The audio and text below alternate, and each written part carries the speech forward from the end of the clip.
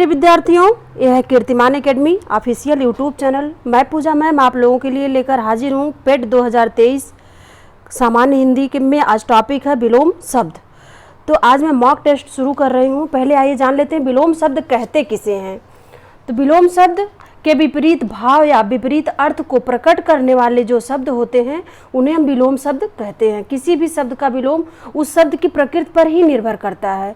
जैसे मान लीजिए रात का दिन, इसी तरह रात्रि का दिवस। जैसे मतलब जिस सेंटेंस में शब्द दिया रहता है उसी सेंटेंस में ही हम उसका विलोम बताएंगे। निशीथ का मध्याह्न होता है, निशा का प्रभात होता है, जैसे तत्सम का तद्भव होता है। इसी तरह मेल करते हुए शब्द होने चाहिए। तो आइए हम शुरू करते हैं। आइए रहा आपके सामने पहला प्रश्न। निम्नलिखित में से असंगत यानी गलत विलोम शब्द युग्म कौन सा है? घात का प्रतिघात, या फिर प्रसारण का संकुचन, या फिर शाश्वत का सदैव, या फिर खग या मृग। तो इसमें शाश्वत का सदैव जो है युग्म शब्द गलत है, यानी विकल्प सी उत्तर होगा इसका। अगला प्रश्न आपके सामने है, अनिवार्य का विलोम शब्द कौन सा है? तो अनिवार्य का विलोम शब्द वैकल्पिक होता है, यानी विकल्प बी उत्तर इसका सही होगा। अगला प्रश्न है, अशुद्ध विलोम शब्द युग्म का चयन कीजिए। तो अशुद्ध शब्द का पूछा गया है इसमें। तो अशुद्ध कर्कश का मधुर होता है, ये सही है। ऐश्वर्य का अनैश्वर्य, ये भी सही होता है। ऋजु का वक्र, ये भी सही होता है। ऐहिक का लौकिक, ये सही नहीं है, इसलिए विकल्प डी उत्तर होगा। ऐहिक का होता है विलोम पारलौकिक। अगला प्रश्न है, दिए गए बाईं ओर के शब्दों को दाईं ओर के उनके विलोम शब्द से मिलाइए। इसको मिलाना है, इसको ध्यान देते हुए मिलाइएगा। जैसे होता है उर्वर का ऊसर, बंजर का उपजाऊ, गरिमा का लघिमा, आग्रह का दुराग्रह, यानी विकल्प सी उत्तर होगा इसका। अगला प्रश्न आपके सामने है, दिए गए बाईं ओर के शब्दों को दाईं ओर के उनके विलोम शब्द को मिलाइए। फिर उसी तरह करना है। तो इसमें स्थूल का होता है सूक्ष्म, स्नेह स्नेह शक्ति का होता है स्नेहारिक्त, विराट का क्षुद्र होता है, मौन का सस्वर होता है। इसकी वजह से विकल्प बी उत्तर इसका सही होगा। अगला प्रश्न आपके सामने है, दिए गए बाईं ओर के शब्दों को दाईं ओर के उनके विलोम शब्दों को मिलाइए, यानी फिर उसी तरह मिलाना है आपको।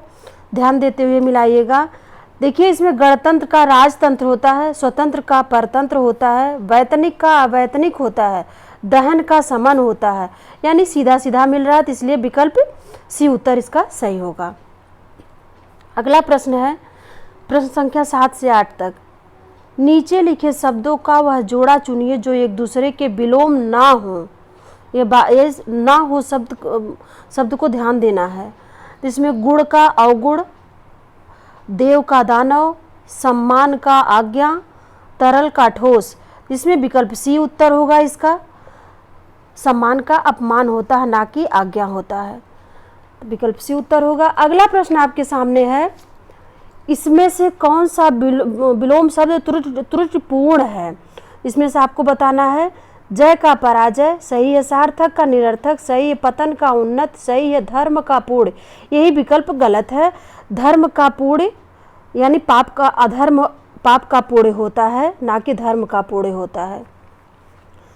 अगला प्रश्न है, निम्नलिखित में से कौन सा सही विलोम युग्म सही नहीं है? इसमें से पहचानना है आपको। सदाचार का दुराचारी, सम का विषम, समर्थक का विरोधी, समष्टि का बेस्ट, यानी पहला यानी ए विकल्प जो है सही है उत्तर। अगला प्रश्न है, किस विकल्प में सही विलोम युग्म नहीं है? इसमें आपको बताना कौन सा सही नहीं है।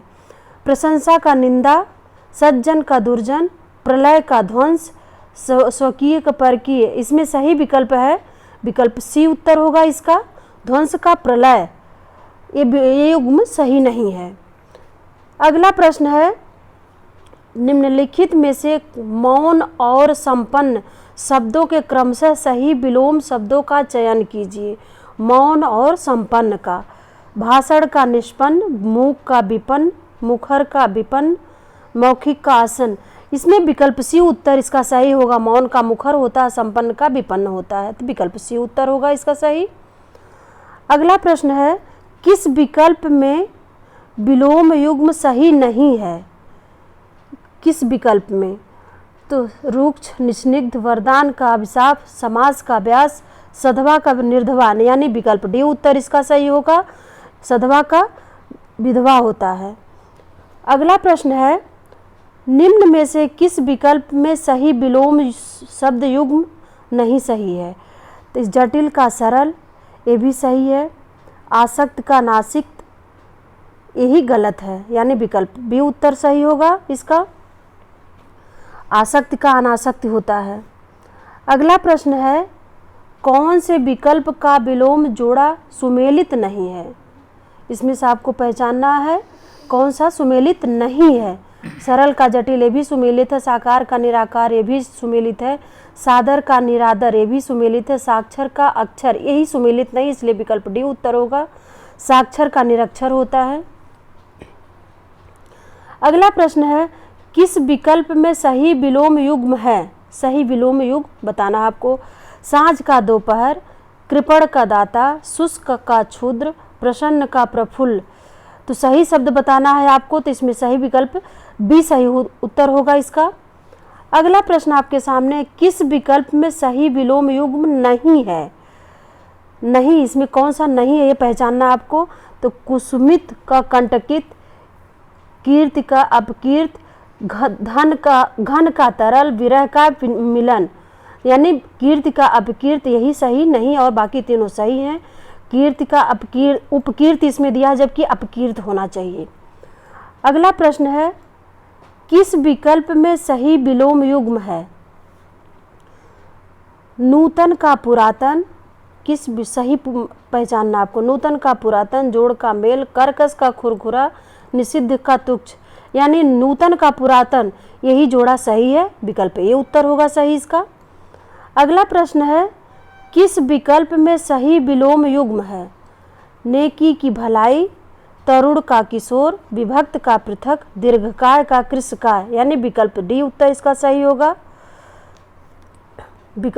अगला प्रश्न आपके सामने है, किस विकल्प में सही विलोम युग्म नहीं सही है? सही नहीं है। अमावस्या का पूर्णिमा, ये भी सही। आचार का अनाचार, ये भी सही है। गुप्त का मुक्त, यही गलत है, विकल्प सी उत्तर होगा। कुटिल का सरल सही है ये विकल्प। अगला प्रश्न आपके सामने है, किस विकल्प में सही विलोम युग्म है? सही विलोम युग्म है। करुण का निष्ठुर, आसक्त का धार्मिक, संकल्प अकल्प, सुदूर का विस्तार, नहीं, करुण का निष्ठुर, यही सही विलोम शब्द है, विकल्प ये उत्तर इसका सही होगा। अगला प्रश्न है, किस विकल्प में सही विलोम युग्म नहीं है?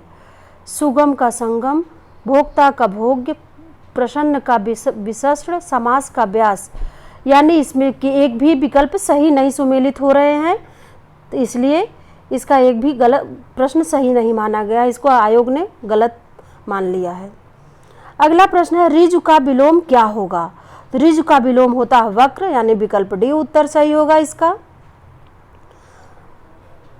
अगला प्रश्न है आपके सामने, ऋजु का विलोम है, तो वही होगा वक्र ही, यानी विकल्प डी उत्तर सही है इसका। दोनों भले सब एक ही सवाल है, लेकिन बार बार दूसरी परीक्षाओं में पूछे गए हैं, इसलिए रिपीट हुआ है। अगला प्रश्न है, अमृत शब्द का सही विलोम चुनिए। अमृत शब्द का सही विलोम होता है विष, यानी विकल्प सी उत्तर होगा इसका। अगले प्रश्न को देखते हैं, अध शब्द का विलोम क्या होगा? तो अध शब्द का विलोम होता है पूर्ण, यानी विकल्प ए उत्तर इसका सही होता है।